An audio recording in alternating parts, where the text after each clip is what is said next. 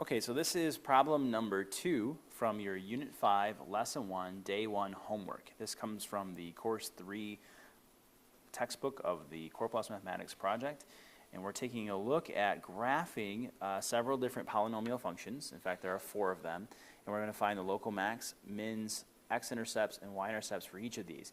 I'll probably only film one of these or 2 of these just to give you the idea of how to find them using your calculator, but I would recommend that you do all 4 of them and check your answers in class. So let's start with the first one. The first equation reads 2x squared plus 4x plus 1. So I'm going to graph that. Okay, I did that already on the screen. So I graphed this 2x squared plus 4x minus 1, or plus 1. And so what I have here is the graph, and I need to analyze this graph. So we're going to menu, analyze graph, and I'm going to find now the zeros. Those are your x-intercepts. So if I select 0, it asks me for a lower boundary. So I'm going to go to the left. That's lower than where I think this x-intercept is. And then I have to select something that's higher. Now, I actually hit the thing twice here, and I talked about this, or I should talk about this. If you have issues with that, where you're clicking on it, but you're like pushing harder than the pad wants, or you hit it twice by accident, sometimes it's easier actually to type in the lower bound and the upper bound, but I'll get that up again and we can try that. So I'll analyze the graph, and I want to find the zeros. I'll go to the left like so, and I'll lightly tap it this time, and I'll go to the upper bound. I'll tap that, and this time I get an answer of a negative 1.71 as the first 0. So that's one of my x-intercepts, negative 1.710. Okay, now there's more than one, so we'll find the second one as well. Same process, menu, analyze graph, and we'll go to the 0.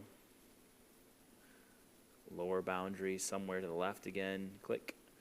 Upper boundary somewhere to the right, click.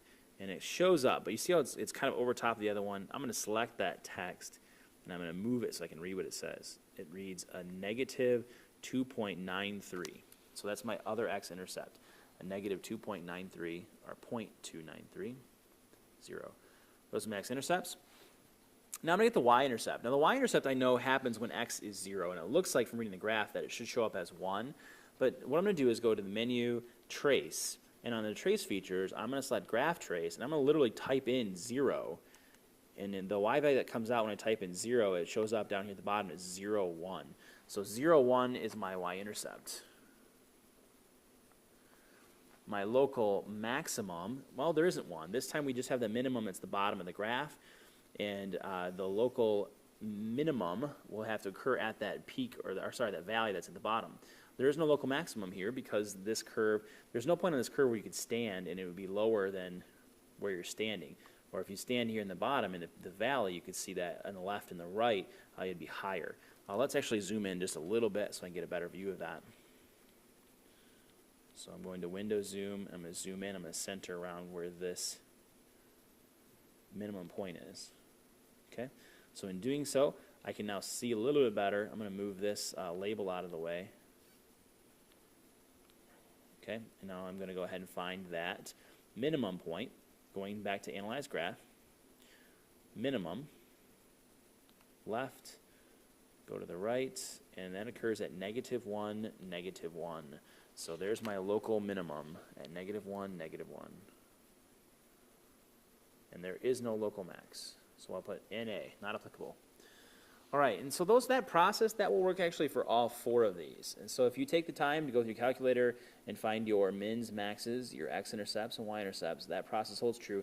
Check your answers in class.